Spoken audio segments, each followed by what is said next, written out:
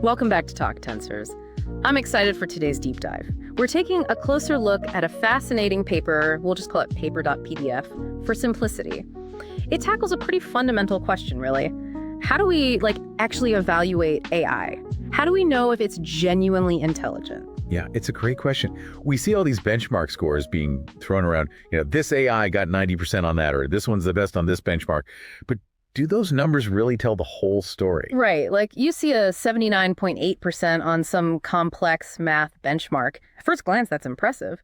But then you start to wonder, what does that score actually tell us? What kinds of problems did it solve well? Which ones were harder for it? Exactly.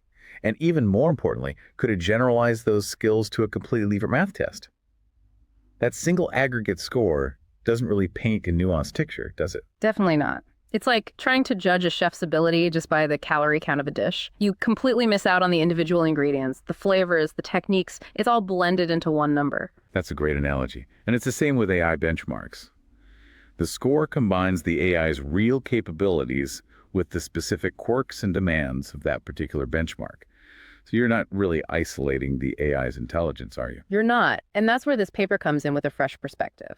Instead of getting caught up in the final score, they propose a method that breaks down a task into its fundamental cognitive components. They call them demand levels. And they do that using these super interesting demand level annotation rubrics, or DELANOS rubrics for short. They're essentially detailed guidelines that explain the different levels of cognitive difficulty for 18 different dimensions of a task. I love how they've structured these rubrics. Both humans and, get this, even large language models can use them to analyze tasks. It's a standardized way to understand what's actually required cognitively to solve a problem. And that's really powerful. By applying these DELANOS rubrics to a whole bunch of common benchmarks, they created what they call the annotated demand levels battery, or the Adele battery. This allows us to get really granular about the specific cognitive skills needed for each benchmark. So we can finally see what a benchmark is truly measuring beyond that one overall score. And the best part, by evaluating an LLM, a large language model, with this Adele battery, we end up with an ability profile. It's like a cognitive fingerprint of that specific LLM. Exactly. They've identified 19 dimensions in total. 18 of them are demand dimensions, scored on a scale that basically goes from 0 to 5 plus. Think of it like levels of difficulty. So you've got 11 primordial dimensions, like how much attention and scan is needed, or the level of verbal comprehension. Then there are 5 knowledge dimensions, like knowledge of formal sciences or customary everyday knowledge. And then there are 2 extraneous dimensions, like atypicality, meaning how unusual a task is. The 19th dimension is unguessability, which scores how well a test question prevents just, random guessing. It's measured from 0 to 100. Okay, so to put that into context, attention and scan basically looks at how much focused searching you need to do in a task. Verbal comprehension, that's about how well you understand the language used in a problem. Right. Knowledge of formal sciences is your math and logic skills. And customary everyday knowledge, well, that's basically how much you understand about the world in general. Even atypicality matters, right? Like how weird or out of the ordinary the task is can make it harder. So for today's deep dive, we're going to explore this new evaluation methodology. We'll dig into the historical context of AI evaluation that led to this, and also look at the potential for future development based on this work. Sounds good. Let's start with some history then. Traditionally, AI evaluation has been, pretty focused on performance, hasn't it? We've got all these leaderboards ranking AIs based on average benchmark scores. Yeah, those leaderboards.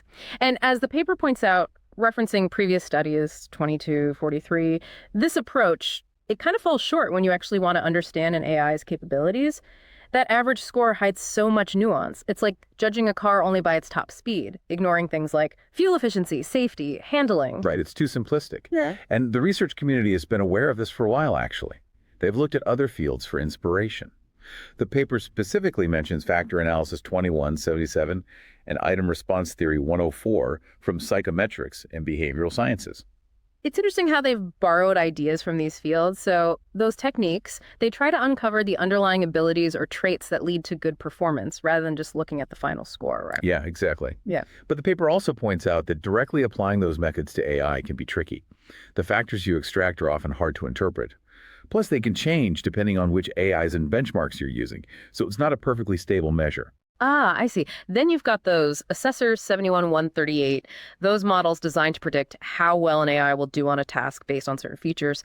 But as the paper notes, these assessors often struggle with new unseen problems 139, 116, 184, 145, 4. They don't generalize well. Right, and the features they use to predict performance are often, well, a bit opaque. Not very easy to understand. Then there's the cognitively inspired approach 20, where experts design features that are supposed to reflect specific cognitive abilities.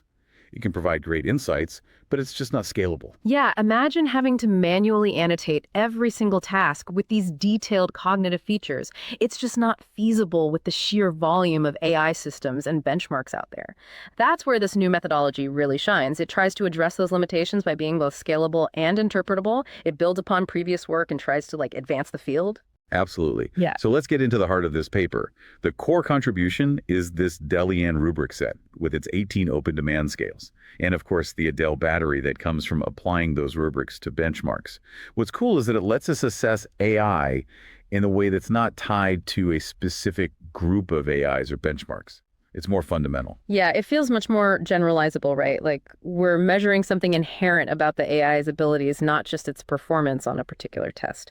So let's talk about those Delian rubrics, Appendix 10, in detail. Sure. So for each of the 18 cognitive constructs, you've got a general description, followed by level descriptions from 0 to 5 plus WA, each with 3 concrete examples, these anchor instances, that really help illustrate what each demand level actually looks like in practice.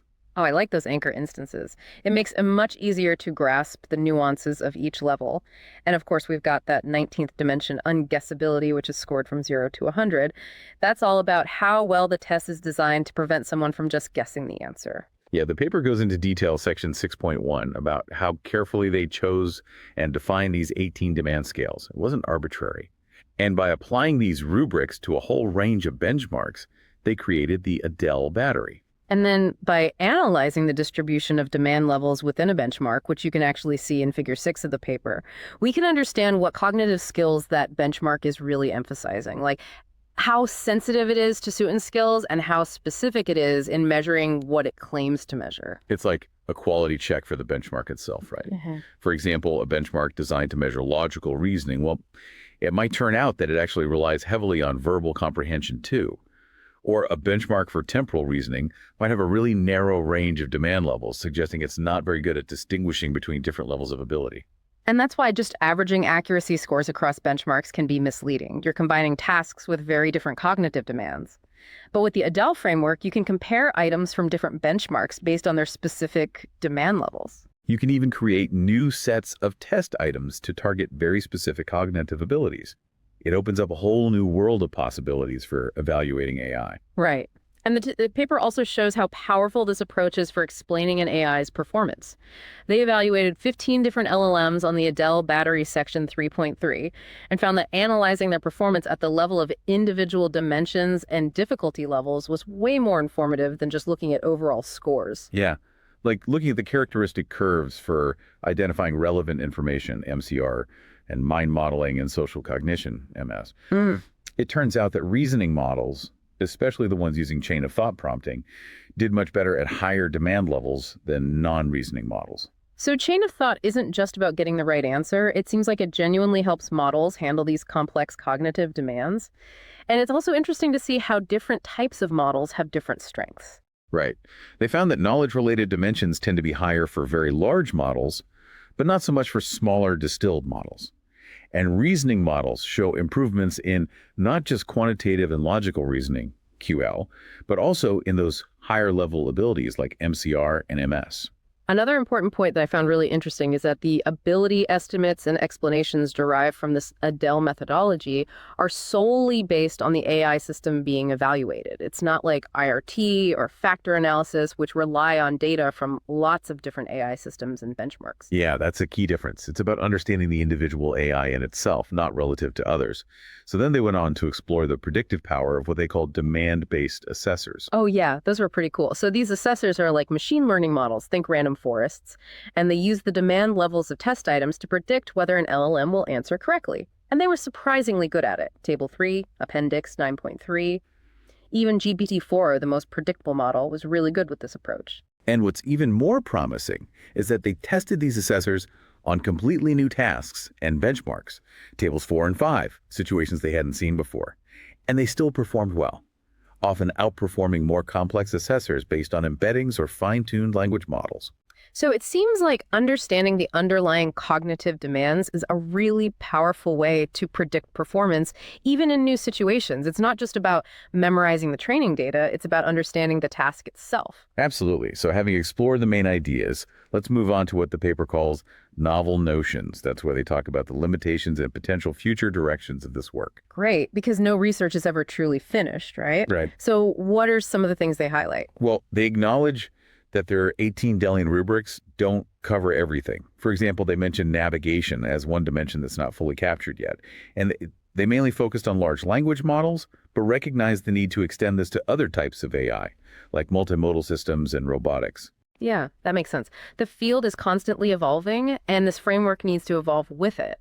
So what are some of the potential future directions they propose? Well, for one, they suggest developing new rubrics to cover a broader range of AI capabilities, maybe even including things like an AI's propensities, values, or considerations of safety and fairness, 186, 183. And with AI getting more and more advanced, those demand scales, which currently go up to 5+ must, might need to be extended. Yeah, I can see that. Like, what happens when AI surpasses those levels? How do we even measure that? They propose an interesting solution. Keep the current 0 to 5+ rubrics, but add a second, independent rubric for items that initially get labeled as 5+ must. This new rubric would rescale those difficult items on a ratio scale, maybe from 5 to 10+ must, allowing for finer distinctions at the higher levels. That's clever. It's like zooming in on the top end of the scale to get a better resolution. And they also suggest including more challenging benchmarks like humanities last exam 122 to really push the boundaries of those higher demand levels. Exactly. They also emphasize the need for a larger and more diverse Adele battery, both in terms of benchmarks and the types of items within each scale. More pure items that primarily load on just a few demand dimensions would improve the predictive power of those demand-based assessors, especially in new and unseen situations. And as language models get better at grading and annotating, those assessors will only become more accurate and reliable. It's exciting to think about how this framework can evolve alongside AI itself. And they also discuss the connection to item response theory, or IRT section 10.3, which was developed to assess human traits. While this work draws inspiration from IRT, a key difference is that AI is constantly changing, whereas human traits are relatively stable. So any evaluation method that relies on the statistical properties of a group of AIs might need to be adjusted as new, more capable AIs emerge. It's a moving target. Definitely. But despite this challenge, the paper highlights the potential for their methodology to be both cost-effective and scalable, Section 8. They encourage the research community to use and expand the Adele battery as a shared standard. Collaboration is key, right? If everyone contributes to developing and refining these rubrics, it'll benefit the whole field. Exactly. It's about working together to build a more robust and meaningful way to understand AI.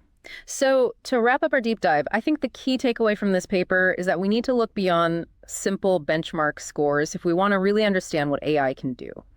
This new methodology, with its focus on cognitive demands and specific abilities, gives us a much clearer picture of what these AI systems are truly capable of. It's a call for a more nuanced and in-depth approach to AI evaluation, moving beyond the hype and the headlines to truly appreciate the complexity and potential of artificial intelligence. And for our listeners, it's a reminder that there's more to AI than just impressive numbers. It's about understanding the underlying processes, the strength, and the limitations. And that deeper understanding is crucial as AI becomes more integrated into our lives. Absolutely. And as a final thought, I'd like to leave you with this. How might this demand-based understanding of AI influence the future of AI development? What new kinds of tests, challenges, or even applications might emerge as we learn to analyze AI through this more granular lens? It's a question worth pondering as we navigate this rapidly evolving landscape. Absolutely. It's an exciting time to be following AI, and this paper gives us a new framework for thinking about its possibilities. Thanks for joining us on this deep dive. It was a pleasure. Always fascinating to explore these new ideas. Until next time. See you then.